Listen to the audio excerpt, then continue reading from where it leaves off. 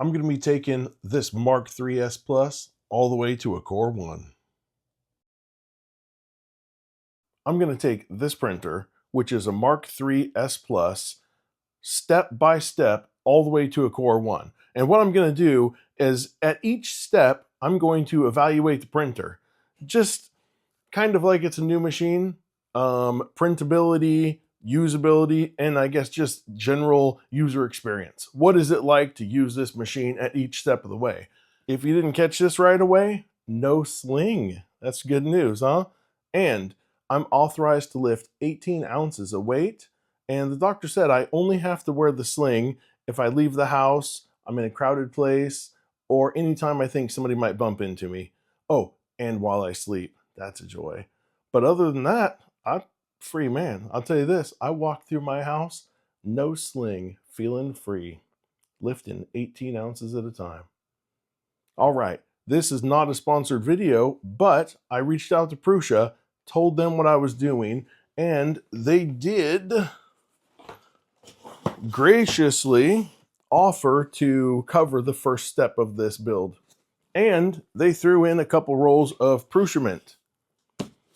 However, everything else in this project, I've paid for myself. No discount, I paid full price, and I already bought it. Everything it takes to get this all the way to a CoreOne. And it ain't cheap. I will tell you this, if you do not already have one of these printers, do not go and buy one with the intent of building a CoreOne. The CoreOne is cheap enough on its own. If you already have one of these machines, you might do the upgrade. I mean, that's really what this video is about. Is it worth it? How does this machine print? What's it going to print like at each step of the way? And at some point, is it just good enough to where you say it's fine? And honestly, it might be that way right now.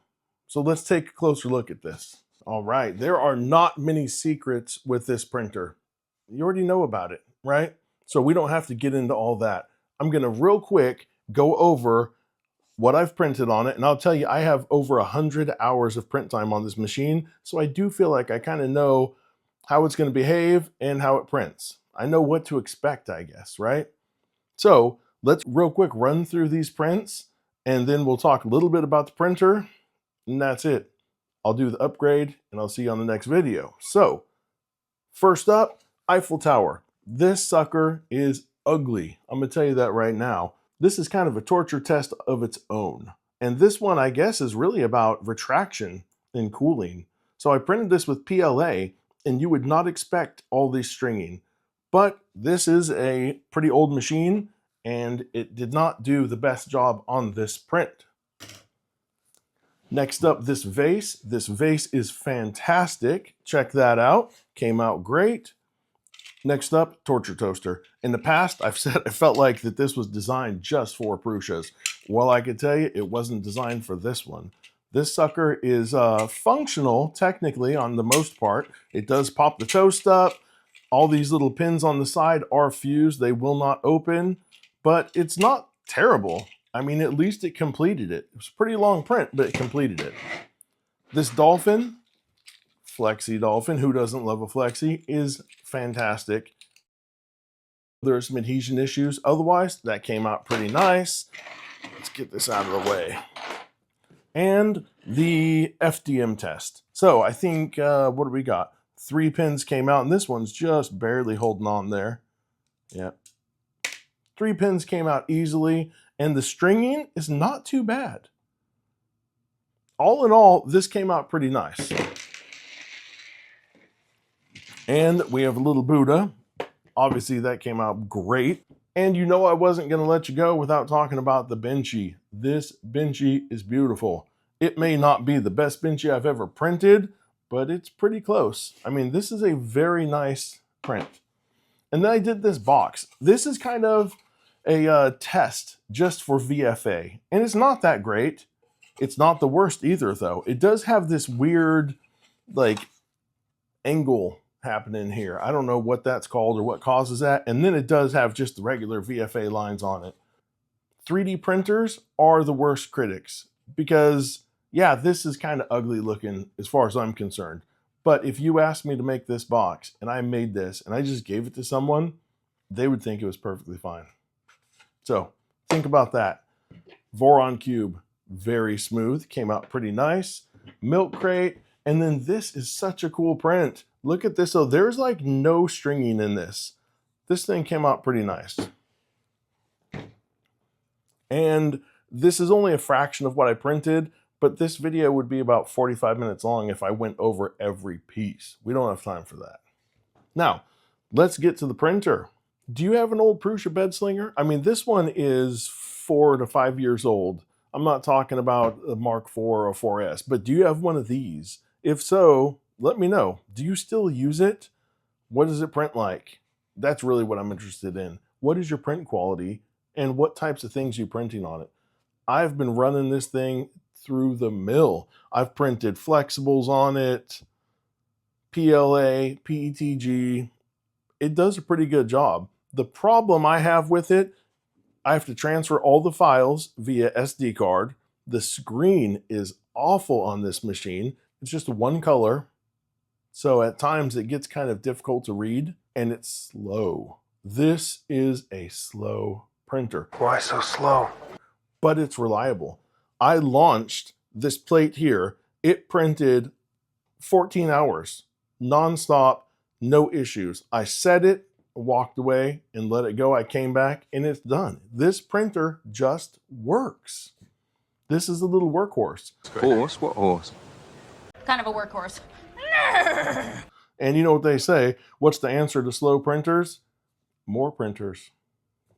I like this thing. In fact, I like it so much that I went and bought another one. Check this sucker out. This one is even older and it's got some issues. The mount for the screen is broke. There's part of the grill missing off the side that covers the electronics. But this is also just as much of a workhorse. I mean, I've put that sucker through the paces. So this one I'm at 100 hours on. I'm probably 200 hours of print time on that one. And that thing just works. It's amazing.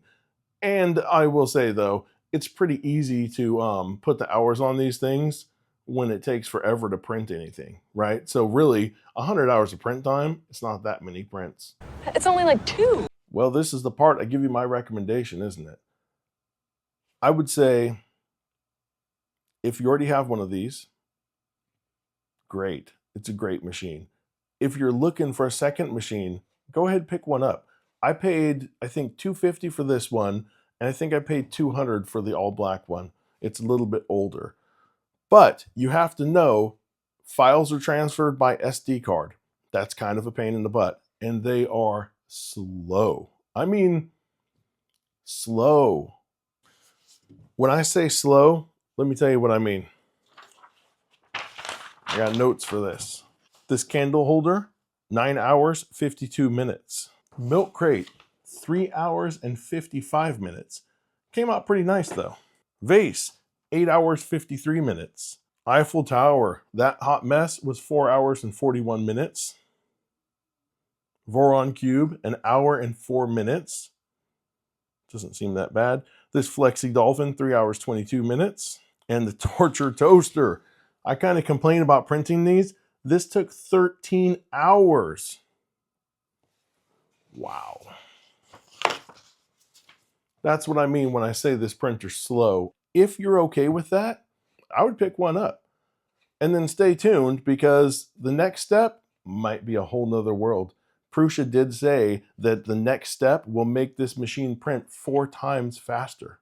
That's pretty impressive because as far as I'm concerned, the only 2 flaws this printer has is the SD card and the print time.